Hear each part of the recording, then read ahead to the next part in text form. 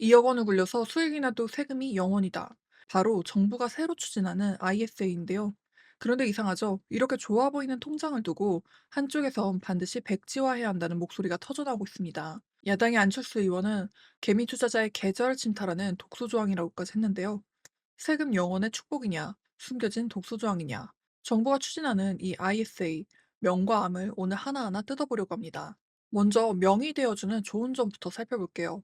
이번 2026년 세제 개편안에 새로 담긴 건 생산적 금융 ISA라는 계좌예요. 정부안에 따르면 이 계좌로 국내 주식이나 국내 주식형 펀드에 투자해서 투자에서 나오는 이자와 배당을 전액 비과세하는 방안이 담겨 있습니다. 원래 일반 ISA는 200만 원까지만 비과세였는데 여긴 한도 없이 전액이라는 거죠. 그리고 이건 청년만의 혜택이 아니라 19세 이상이면 누구나 가입할 수가 있고요. 넣을 수 있는 돈도 큽니다. 한 해 2천만 원씩 최대 2억 원까지. 여기에 총급여 7,500만 원 이하인 34세 이하 청년이라면 전액 비과세에 더해 낸돈의 10%를 소득공제로 받습니다. 세금을 직접 깎아주는 게 아니라 세금을 매기는 소득을 줄여주는 방식인데 한도는 연 85만 원입니다. 정부는 2027년 시행을 목표로 추진하고 있고요. 2억을 굴려도 세금 0원이란 말이 바로 여기서 나온 겁니다. 혜택은 이것만이 아닌데요. 이번 세제 개편안엔 청년을 위한 선물이 줄줄이 딸려 있었거든요. 무주택 청년의 청약저축 소득공제는 아예 상시제도로 굳히고 청년 월세 세액공제율은 17%, 퇴직연금 공제율은 15%로 올리기로 했습니다. 아이를 가지면 받는 임신 축하금에도 세금을 안 매기는 방안이 담겨 있고요. 누가 봐도 청년 자산 형성을 돕겠다는 신호입니다. 여기까지만 보면 안 할 이유가 없어 보이죠? 그런데 왜 정부는 하필 국내 투자에만 이 큰 혜택을 몰아줬을까요? 여기엔 진짜 속내가 숨어 있거든요. 이유는 절세 역설이라는 데 있습니다. 원래 국내 주식은 사고 팔아 남긴 차익엔 세금이 없어요. 배당은 세금이 붙지만 차익이 비과세라 굳이 ISA로 절세할 이유가 크진 않죠. 반대로 해외 주식은 그 차익에까지 세금이 붙으니까 사람들이 절세하려고 ISA를 열고는 그 안에 해외 상품으로 채웠습니다. 그 결과 절세하라고 만든 ISA가 오히려 해외 투자 통로가 돼버린 겁니다. 실제로 ISA 안에 해외 투자 비중은 2년이 채 안 돼서 4.8%에서 22%로 4배가 넘게 불어났습니다. 그래서 정부가 방향을 튼 건데요. 혜택을 줄 테니 그 돈을 국내에 넣으라는 거죠. 코스피를 띄우고 벤처에 돈이 돌게 하겠다는 겁니다. 명분은 그럴듯한데요. 그런데 바로 이 지점에서 암이 시작됩니다. 국내에 넣으라는 이 방향이 기존 투자자들한텐 혜택 축소로 느껴졌거든요. 정부 안에서는 새 계좌를 만들면서 기존 일반 ISA를 손보는 내용도 함께 담겼습니다. 원래는 3년 계약에 사실상 무한 연장이 됐었는데 이걸 최대 5년으로 묶고요. 한 해 다 못 채운 납입 한도를 다음 해로 넘기는 2월도 없앤다는 겁니다. 그것도 새로 가입한 사람만이 아니라 이미 가입한 사람들도 그대로 적용이 된다는 방식이 논란이 됐어요. 바로 이 대목이 앞에서 안철수 의원이 말한 독소조항입니다. 독소조항이란 좋은 혜택 뒤에 슬쩍 숨겨놓은 해로운 조항을 말하는 건데요. 새 ISA를 주는 척하면서 정작 잘 쓰던 ISA 혜택은 깎았다는 거죠. 그래서 그는 국민 통장에 너프를 먹였다, 누더기로 만들었다며 백지화를 요구했습니다. 두 번째 암은 선택권인데요. 정부안 기준으로 생산적 금융 ISA는 국내 주식 같은 위험 자산이 중심입니다. 미국 지수를 따라가는 ETF 같은 해외 상품 물론이고 예적금 같은 안전자산도 담기 어려운 것으로 알려졌죠. 시장이 흔들릴 때 방어할 수단마저 좁아지는 셈이에요. 안철수 의원의 표현이 아주 셌는데요. 자본시장 선진화를 외치더니 전 국민을 무지성 국장으로 떠미는 꼴이다라고요.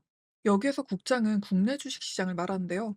세금 혜택을 미끼로 성적이 신통찮은 국내 증시에 사람들을 몰아넣는다는 비판인 거죠. 오죽하면 노후 준비 필수제인 ISA를 유동성 지옥인 국장에 올인시킨다고까지 했습니다.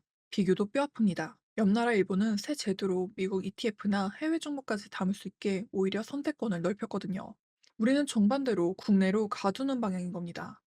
세 번째 암은 과연 누구한테 좋은 거냐는 거예요.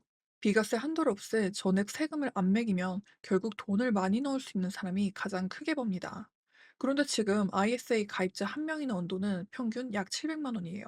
한 해 한도 2천만 원에도 한참 못 미치는 거죠. 즉 한도를 아무리 키워도 그 혜택을 다 누리는 건 여윳돈이 많은 고소득층이라는 거예요. 청년도 마찬가지인데요. 2억 굴려 세금 0원이라고는 하지만 당장 취업이 늦어지거나 소득이 없는 청년에겐 2억은커녕 넣을 돈부터가 없습니다. 자칫 그림의 떡이 될 수도 있다는 지적도 나오는 거죠.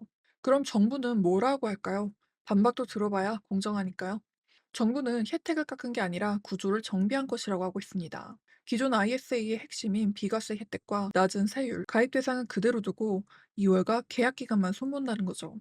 ISA의 원래 목적이 장기 적립식 투자니까 오히려 취지에 맞게 다듬는다는 설명이에요. 청년 혜택도 저소득 청년의 자산 형성을 돕는 것이라는 입장이고요. 국내로 한정한 것도 해외로 새는 돈을 우리 경제의 생산적인 곳으로 돌리기 위한 것이라고 맞서고 있습니다. 그러다 보니 정치권은 그대로 둘로 갈렸는데요. 야당인 국민의힘은 더 걷고 덜 주는 역대 최악의 양두구육 세제 개편이라고 몰아붙였습니다. 반도체 호황으로 역대급 세금을 걷고도 3조 4천억 원을 더 거두려 한다면서 생산적 금융 ISA도 주식시장 띄우기용 사심 지원이라고 깎아내렸죠. 반면 여당인 더불어민주당은 재정의 기본 원칙을 지켜야 한다면서 중산층과 저소득층 부담은 늘지 않게 하겠다는 입장으로 정부를 감쌌습니다. 이 공방이 무색하게 사실 이건 아직 정부안일 뿐입니다. 국회를 통과해야 확정되기 때문에 지금 이 내용은 심사 과정에서 얼마든지 바뀔 수 있습니다. 자, 그럼 이걸 어떻게 봐야 할까요? 핵심을 하나로 정리하면 이렇습니다. 이 혜택이 빛을 보려면 결국 국내 증시가 올라줘야 합니다. 세금을 아무리 깎아줘도 남은 주식이 안 오르면 아낄 세금 자체가 없으니까요. 국내에만 담기한 만큼 위험을 나눠 담을 길도 막혀 있고요. 전문가들 사이에서도 순서가 틀렸다는 말이 나오고 있습니다. 증시 체질부터 바뀌어야지 세금으로 돈만 묶어두면 자칫 손실로 이어질 수 있다는 거죠. 생산적 금융 ISA는 새로 만들더라도 기존 ISA까지 손볼 이유는 없었다는 지적이고요. 그러니까 이 제도가 나에게 득이 될지 독이 될지는 내가 어떤 투자자냐에 따라 완전히 갈립니다. 그래서 무작정 가입 버튼을 누르기 전에 스스로 꼭 따져봐야 할 게 있습니다. 바로 이 세 가지인데요. 어떤 상품을 사라 마라가 아니라 스스로에게 이 세 가지만 물어보면 됩니다. 첫 번째, 나는 국내 증시에 길게 돈을 묶어둘 수 있는가? 최소 3년, 길게는 10년입니다. 두 번째, 해외 투자를 포기하는 대신 받는 이 비과세가 내 투자 방향과 맞는가? 세 번째, 지금 쓰던 일반 ISA와 비교해서 나한테 뭐가 더 이득인가? 남들의 난리 났다는 말에 휩쓸리기보다 이 세 가지를 차분히 점검하고 결정하는 게 가장 현실적인 대응입니다. 이 제도가 나쁘기만 한 건 아닙니다. 오래 투자할 생각이 확실한 사람, 특히 배당을 길게 재투자하려는 사람에겐 세금 0원이라는 건 분명 강력한 무기거든요. 자산 형성을 막 시작하는 청년에게는 기회가 될 수도 있고요. 다만 그 대가로 해외라는 선택지는 접어야 하고요. 혜택이 여윳돈이 많은 쪽에 더 쏠린다는 형평성 숙제가 아직 남아 있습니다. 결국 중요한 건 명과 암을 다 알고 내 상황에 맞는지 따져보시는 거예요. 그래야 이 세금 혜택을 진짜 내 거로 만들 수 있으니까요. 여러분은 어떻게 보시나요? 세금 영원의 축복일까요? 아니면 백지화해야 할 독소조항일까요? 댓글로 꼭 남겨주세요. 도움이 되셨다면 구독과 좋아요, 알림 설정 부탁드리고요. 다음 영상에서도 또 알찬 내용으로 찾아뵙겠습니다. 지금까지 나나의 경제시선이었습니다. 감사합니다.